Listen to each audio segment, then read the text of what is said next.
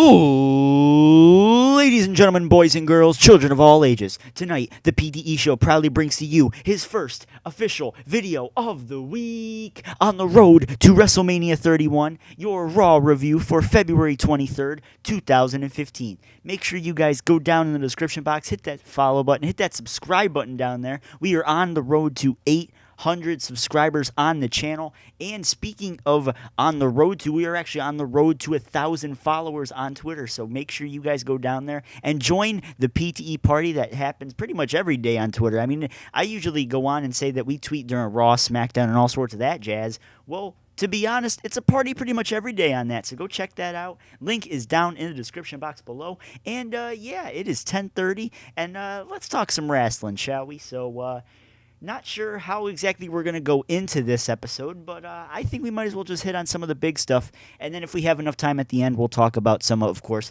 of the tiny things. So, of course, tonight's episode was mainly focused around Randy Orton and his decision to rejoin the Authority or to kind of go against them. And you know, he kind of was on the fence pretty much the entire show, although towards the middle of it, he finally agreed to, I guess, join the Authority again, but that's not what it looked like what happened at the end of the show, and we'll talk a little bit about that when the time comes. But we had Randy Orton make his official Raw return. He hasn't been seen in like 4 months. He's back on WWE TV, and basically he called out Seth Rollins. He was tired of his bullshit, and he just decided, you know what, fuck it, I'm done talking. Even though he delivered a pretty damn good promo, he wanted to call out Seth Rollins. So the build to Rollins and Orton, I think, has been okay so far. I mean, given what they have been given, I think it's been okay so far. Up until the end of the end of the tag team match with Daniel Bryan and Roman Reigns, and we'll talk a little bit more about what happened with Daniel Bryan, Roman Reigns, and Paul Heyman later on in the show. But we had Stephanie McMahon and the rest of the Authority go out there and basically try and talk Randy Orton into going back into the Authority. And Randy Orton reluctantly says that he'll go into a kind of like a business conference type of thing, so they'll talk about it personally, all that sort of stuff. So it was basically a promo to set up another promo as for if Randy Orton will rejoin the Authority. All of this thing led to, of course, Randy Orton joining the Authority again. I guess, I don't know if it's official or unofficial yet.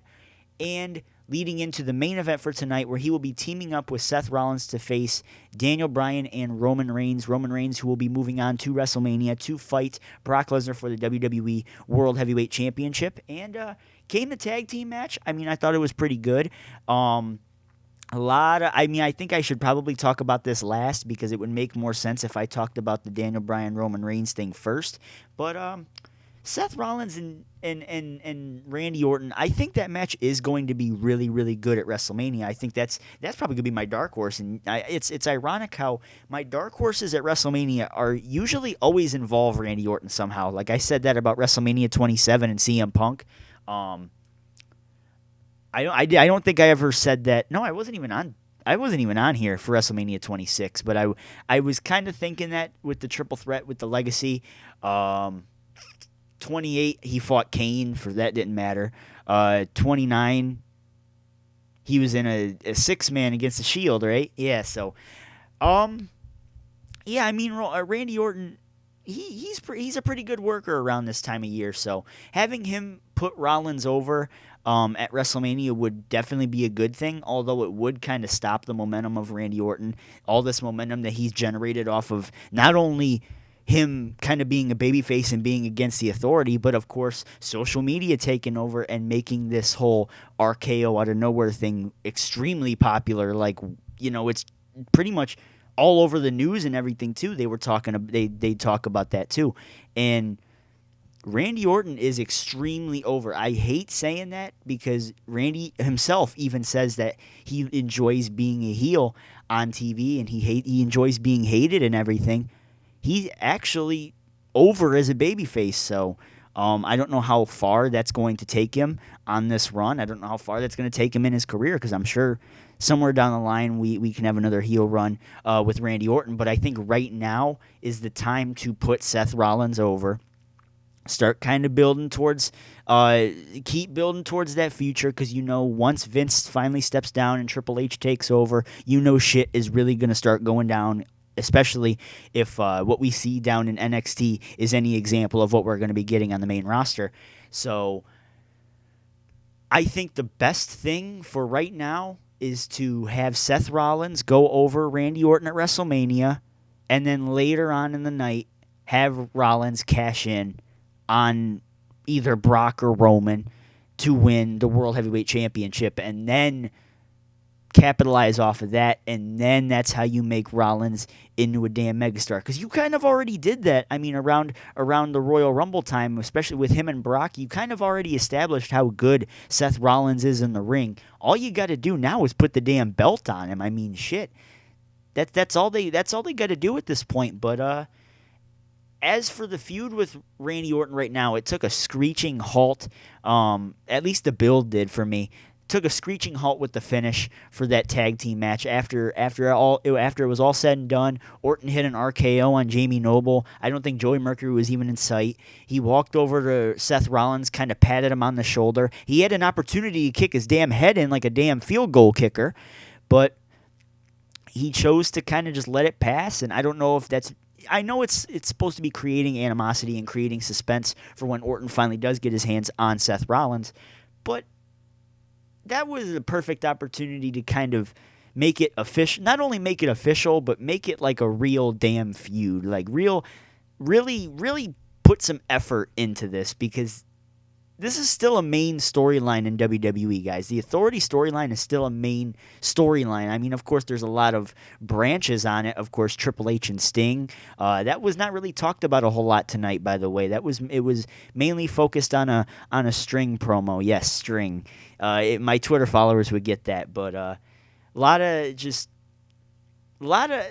it tonight was mainly to put more spotlight on Randy Orton and Seth Rollins, and I hate making this big Raw review mainly just about that, but that was the big storyline tonight. The other big storyline, of course, Roman Reigns coming into Raw tonight. He is the number one contender for the WWE World Heavyweight Championship. He beat Daniel Bryan last night at Fastlane, and as you would think that Daniel Bryan would step aside and let bygones be bygones and let Roman Reigns have a cakewalk to WrestleMania. No, that's not the case. In fact, Daniel Bryan is still extremely envious, at least in character. That's how it came across to me. He's still extremely envious, but he did do what he said, and he did end up kind of putting over Roman Reigns to a little bit, and then Paul Heyman came out, and then after that, you guys probably know exactly what happened. Even if you didn't watch the show, you probably already know what happened.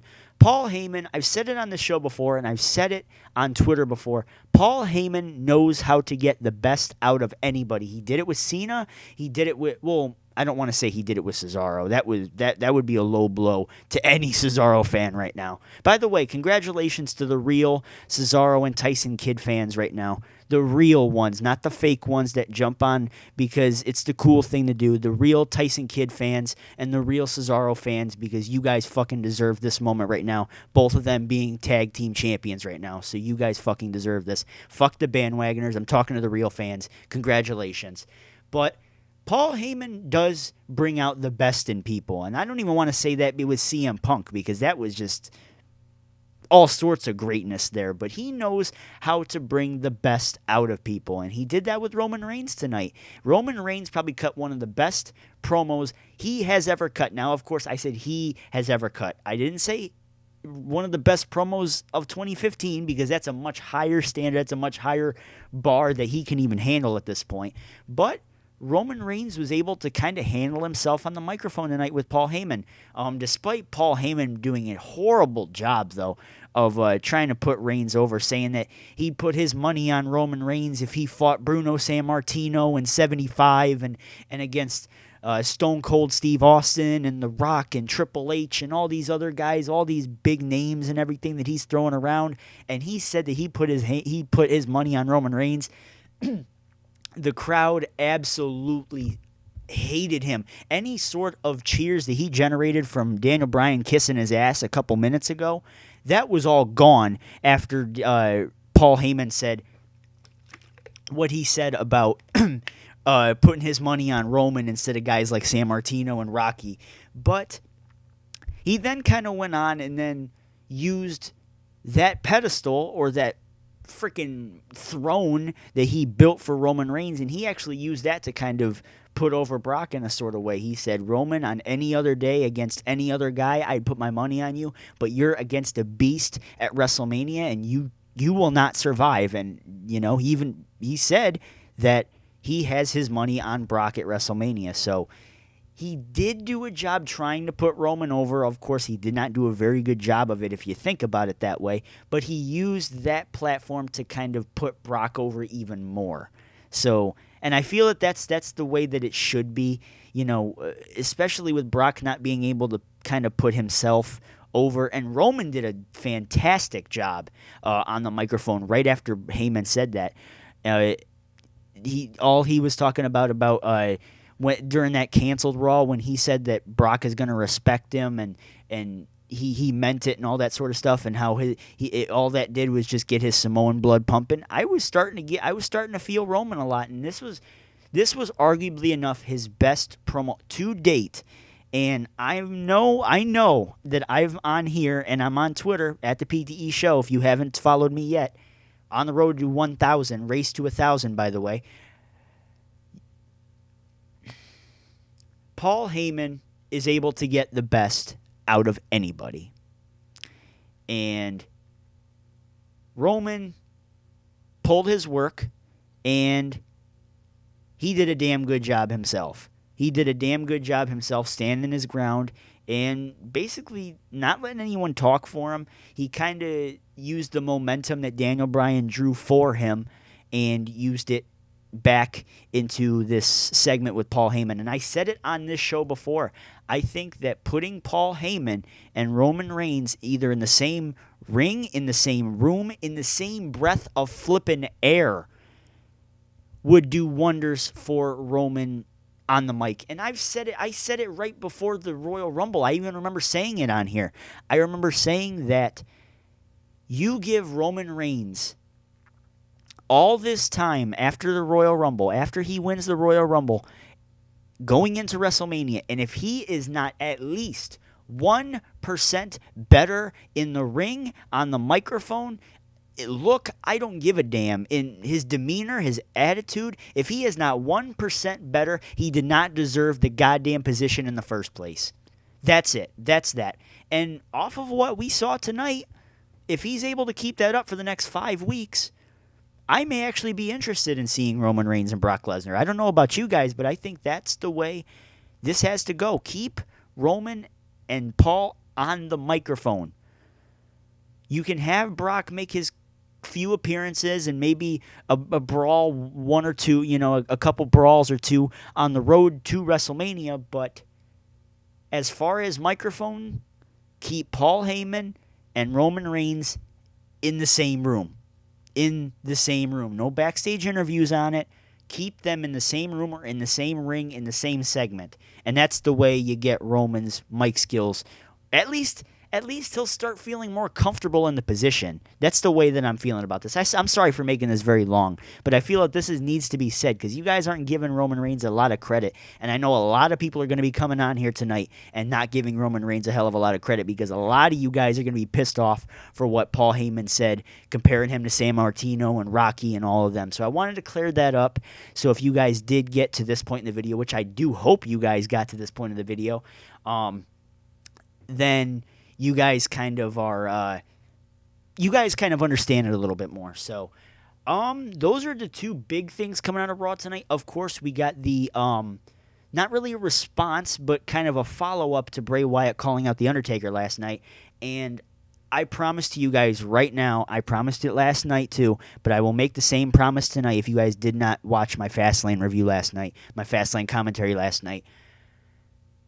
I will make a full-on Bray Wyatt Undertaker video in the future. I don't know when. I hope to make it before any major build-up starts for this match, but I have tons of thoughts right now that I would like to get out about Bray Wyatt and The Undertaker. that if I started saying them right now, this video would be going on till probably about 35 minutes, and I really don't want the rendering time to take it almost 2 hours like it was last night for my Fastlane review. So I promise to you guys I will make a Bray Wyatt Undertaker video in the future. And if you guys would like to ask some questions about it, feel free to go down in the comment section and please, by all means, go in the comment section and ask questions. I would love to answer any that you have for me regarding the subject, but I'm actually extremely intrigued into this Bray Wyatt Undertaker thing, but I still like to get all of my thoughts out there, and I don't want to have a time limit kind of run me down, if you get what I mean. So, other than that, that was pretty much about it. We had just some more storyline advancements in the Intercontinental Championship thing. Apparently now Dolph Ziggler's back in the IC Championship picture, so I guess that's good. I mean, you know, the guy was a sole survivor for Team Cena at Survivor Series, and he was in the same segment / ring as Sting and Triple H, and so was Seth Rollins, but Seth Rollins actually has a direction to go for WrestleMania, but I can't really say the same for Dolph. I mean, hell, I would have accepted him and Daniel Bryan. I mean, shit. You guys know how much I critique Daniel Bryan on here, but you guys know I would be the first one to come on here and praise Dolph Ziggler and Daniel Bryan for what would have been probably an incredible technical wrestling match at WrestleMania. So it looks like he's going to be inserting himself back into the IC title picture. Not to say that that's a bad thing, but I don't know. I feel that Ziggler, he's so much above the IC championship at this point that putting him back is just, it's a slap in his face. And with Dean and John Cena already kind of being in the main event, or excuse me, the mid-card picture right now, with the mid-card titles like the IC and the US titles right now, I feel that putting Ziggler there is just kind of, you're crowding it a little too much, and I don't know. I agree with them finally splitting up Cena's fired friends between Rowan, Ryback, and Ziggler. I finally, thank God that crap is finally over with now that Fastlane's over with, but I don't know. At least do some sort of, build up. Well, we had a build up to the Andre the Giant thing. Have Dolph Ziggler do some build up to that. I mean, he doesn't need to have the IC championship right now. I feel that Bad News Barrett and Dean Ambrose, and if they want to throw R-Truth in the flippin' mix just to kind of bring some variety to the match, by all means, go for it. But I'm not trying to force it by any means by having R-Truth involved in it. But I was probably the same as you guys. I'm like, where the hell did this guy come from? But Barrett and Ambrose would have been just fine, but I don't know. Adding Ziggler to it just kind of seems too much. And as for the United States Championship title picture, I will say it again because I feel damn proud for saying it because I was one of the first people to say it. Rusev and John Cena right now, I said it on my preview, I'm going to say it right here, is the best booked feud in WWE right now, bar fucking none. Screw Bryan and Roman Reigns, and I'm seriously at that point to say screw Triple H and Sting. Right now, serious John Cena and Rusev are the best goddamn thing going on in WWE right now. And I don't take that back. I don't regret any word, and judging by the promo that happened tonight and I'm going to say it, a pretty damn good match last night. I have full backup to say that. But and one thing that I want to praise WWE for right here, they are keeping the focus on the United States Championship. They're not trying to, I mean, tonight they did enforce the patriotism thing, which we all kind of expected. That was going to happen sooner rather than later, with Rusev kind of forcing his Russian thing going on there. You knew that somehow Cena was going to defend America and all sorts of stuff like that. But you knew that was going to be in there. But they have been able to keep the focus on the United States Championship instead of Cena's ego versus Rusev's ego. They've been able to keep that completely out of the question and have a full-fledged United States Championship match. And that, people, my friends, family, followers, and fans, whatever the hell y'all want to call yourselves, that is how you build a title division. That is how you build a WWE Championship division. have real matches with real talent like John Cena and Rusev, duke it out for the championship, and that's it. There's no other shit thrown in there. You knew the patriotism thing was going to be thrown in sooner rather than later. So to have it thrown in now, 5 weeks before they probably duke it out again for WrestleMania, and I know a lot of you guys are going to be pissed off when John Cena wins and beats Rusev. If he does it in a clean fashion and it still somehow makes Rusev look strong, I may actually be okay with it. I may actually be okay with the fact of having John Cena win the U.S. Championship. Yes, I said it. You can mark this down in your damn calendars. Mark it down wherever the hell y'all want to mark it down. February 23rd, 2015, the PTE show said he may actually like the United States Championship on John Cena. And if you guys would like any clarification, by all means, down in the comment section below, ask me about it. And while you're down there, please, what did you guys think about tonight's Monday Night Raw? Did you guys like Randy Orton kind of being a little anticlimactic with joining the Authority? Did you guys enjoy Bray Wyatt and The Undertaker? That advancement going on? Anything? Did you guys enjoy anything? Did you hate anything? What can you take out of tonight's edition of Raw that you will take in 5 weeks later for WrestleMania? I hope I entertained you guys. I hope you guys enjoyed. And this is gonna be your Raw review for the night. So with that being said, I will catch you guys tomorrow for #spoilers. And if you enjoyed, please hit that subscribe button down there and let me know that you care. And I am out till next time. Perry the Entertainer signing out. Peace. I love you guys. Thank you so much.